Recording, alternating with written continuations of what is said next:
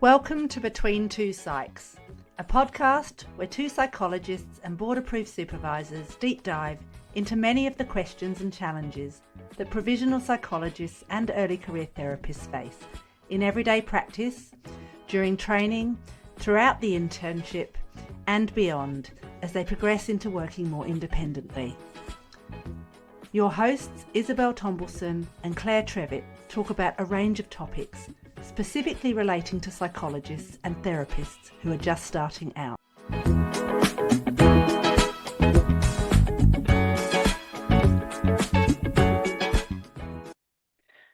Hello, Claire. I'm Isabelle, back again for our second episode of season 4. Yes, it's so good. And we are going to be talking about the first competency in the new competencies that have been released by the board that will be officially formally rolled out as of December this year. And when we were preparing for this episode, Claire, we were talking about what are the differences? And yeah, we've kind of found a couple of differences. Shall we start talking about those now? Yes. I think that's a really good place to start because it does sound a little bit similar. The previous competency was called the knowledge of the discipline, which was competency 1, which is under our existing guidelines if you're listening to this before December 2025. And from the 1st of December this year, 2025, we will be working under a new set of competencies, and competency 1 will now be called applies scientific knowledge of psychology to inform safe and effective practice. So essentially, we have got that knowledge of the discipline incorporated into this competency. So in that sense, it is very similar. And that is really the foundational knowledge that we might have of different concepts and theories and drawing on psychological science.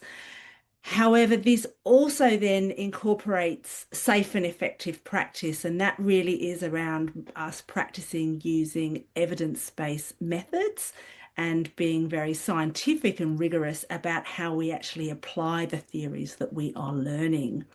And in our existing competencies, there is actually a standalone competency around evidence-based practice. So this seems to really incorporate both the knowledge of the discipline and also that evidence-based practice within the same competency using this new framework that comes into effect in December. So the first competency in the new document that we're reviewing today is really similar, and there's not too much to flag in terms of how you might need to upskill or adapt yourself in how you're practicing, as long as you are still maintaining your knowledge of the discipline of psychology and you are continuing to apply your knowledge of the discipline of psychology in a culturally safe and ethical way. And it does actually mention that explicitly. And I kind of like that change in the new document. And I'll just read it for you also. Applies a scientific, culturally informed and evidence-based approach to psychological practice and evaluating outcomes. So it's kind of describing this is what we expect for you and of you.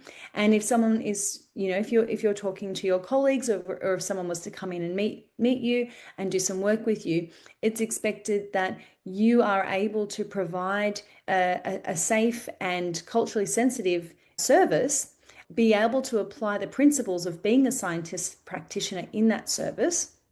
And I guess we know then that there's some integrity or some reliability in how you're going to do it. And it's not going to hopefully differ too drastically compared to how other psychologists are practicing. Do you think that's a fair way to kind of summarize it, Claire? I do. And I do want to also stress that you've mentioned the safe and effective practice and also about being culturally safe, because that is emphasized now throughout our new code of conduct and also through these competencies.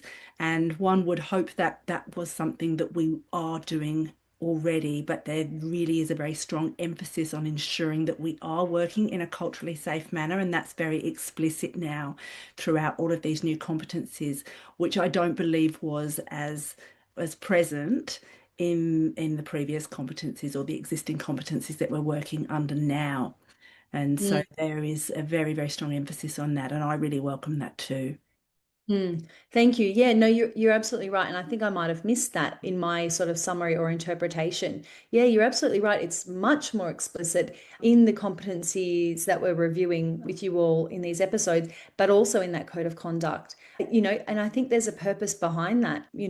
When we're going through our pathways of training and we're learning about practicing in a culturally competent way, I can certainly say that I've needed to pursue my own further continued professional development opportunities in order to really understand, and not only that, but like actually talk to people and reach out to people when I've been in certain positions where I've been working with different cultures, so that I can ensure that I'm not just kind of saying that I tick the box by I've done my program of study, I did my 1 day lecture in working with Indigenous cultures of Australia. It's we've got to kind of, I guess, go a little bit deeper than that to really make sure that we are thinking and practicing carefully and being aware of our own culture and our own biases. Yeah, absolutely. That is just so important. And I think, as you say, it really is about us continuously learning because it looks quite straightforward when we read this and in terms of the difference of what we've been doing and then what we are going to be required to do. That knowledge of the discipline is probably quite similar. We do need to be aware of these psychological theories and constructs and different models of therapy. But that probably is going to be ongoing learning for most of us Mm. because we are going to be needing to be applying this throughout our career. And I think one of the other things which we haven't got to yet, but I think I'll mention now because it's probably timely, is that emphasis in these new competencies and also in the code of conduct is on reflexivity. So we are expected to reflect on our practice, and that's always been required.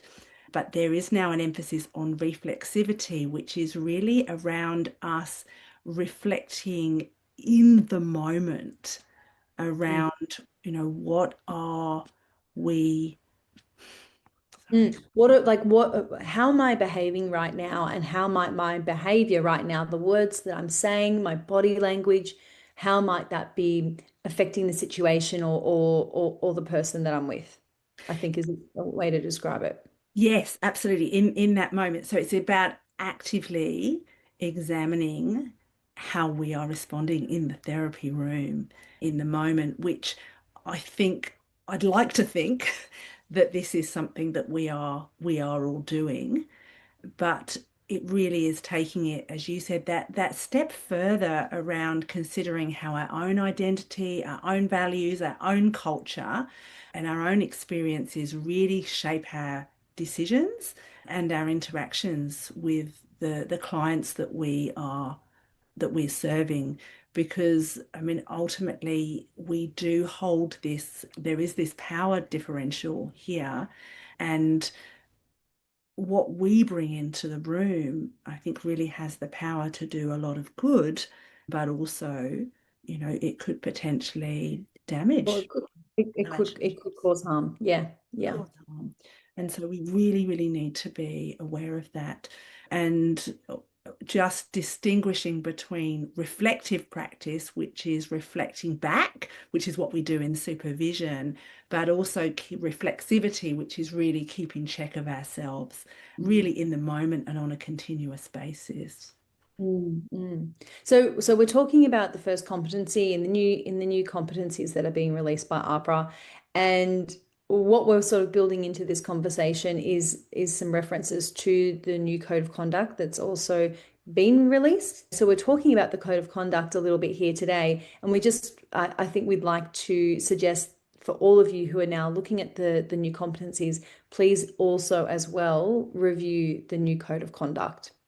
Absolutely, because they both come into effect on the 1st of December this year. And so although they are very different documents, they really are designed to work together. That's right. That's right. And I think the code of conduct is really good now. It's a lot more explicit about how, like, what does it look like when we are practicing ethically? And we are going to touch on this a little bit more in the next episode when we review competency number 2. Yes, because that looks at ethical practice. Mm.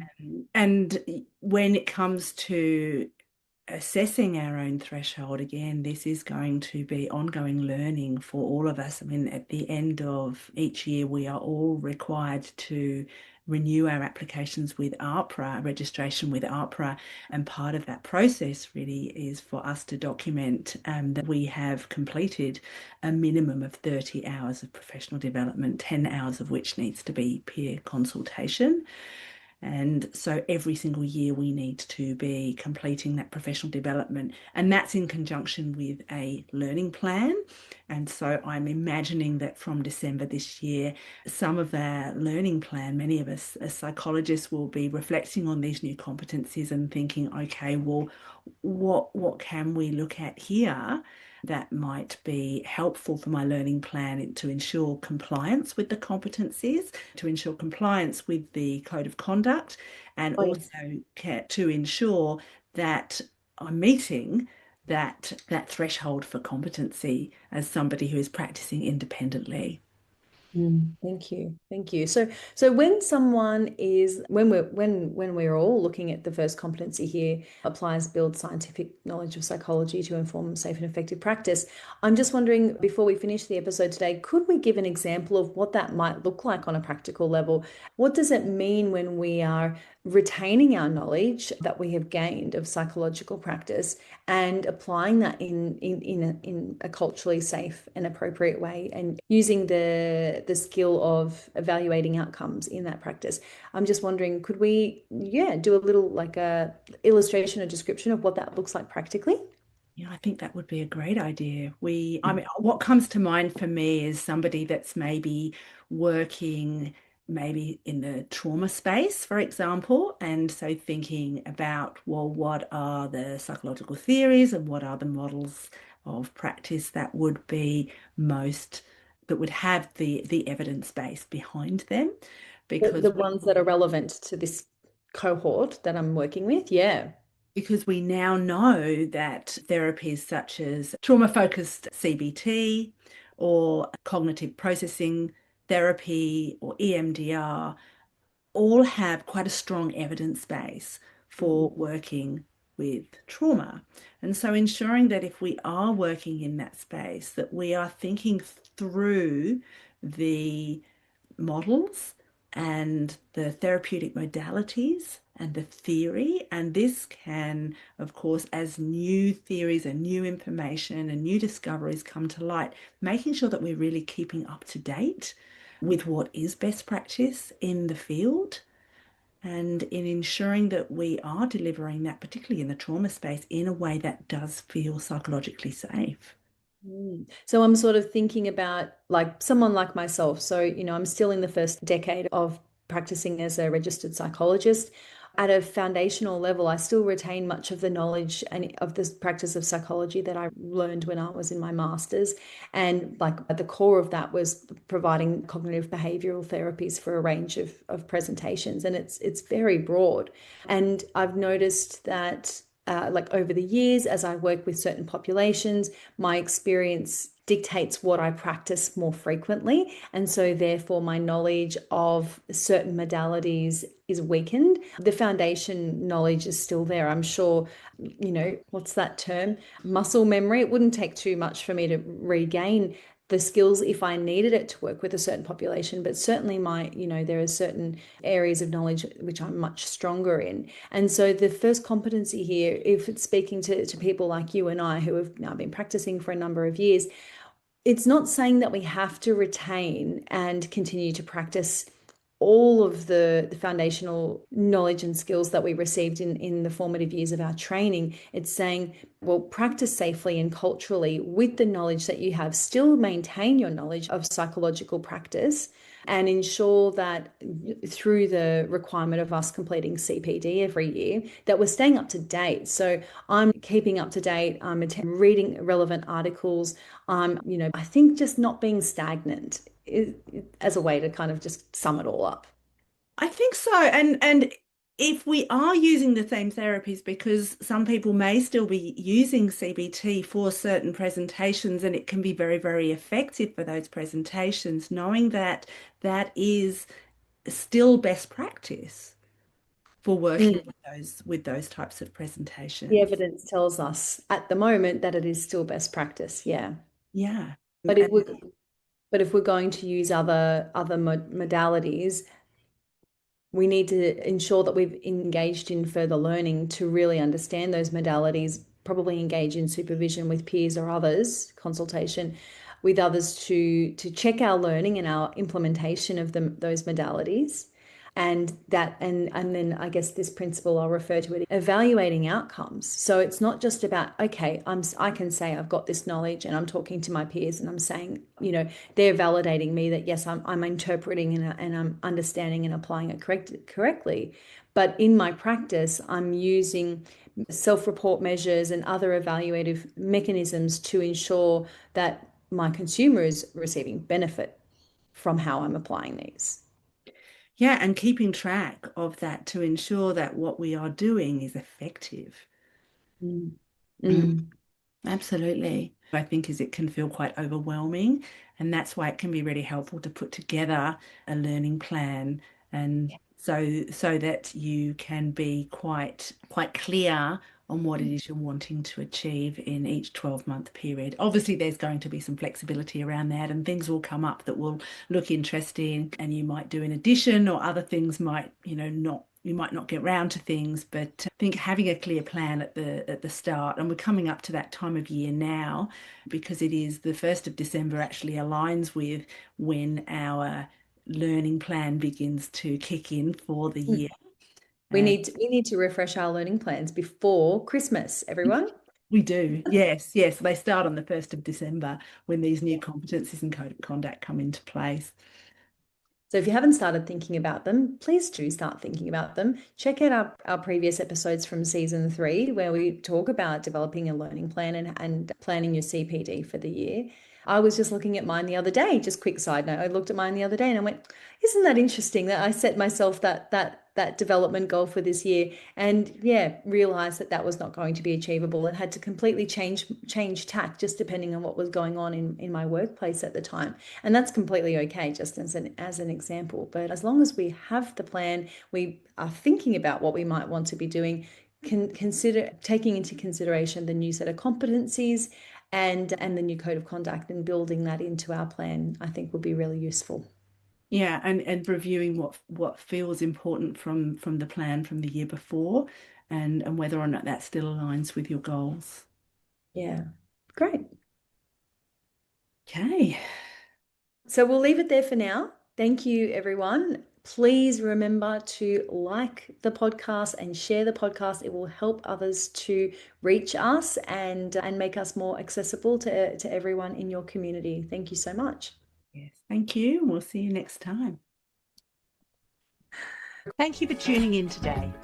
If you enjoyed this episode, please take a moment to leave us a 5-star rating. It really helps others find the show.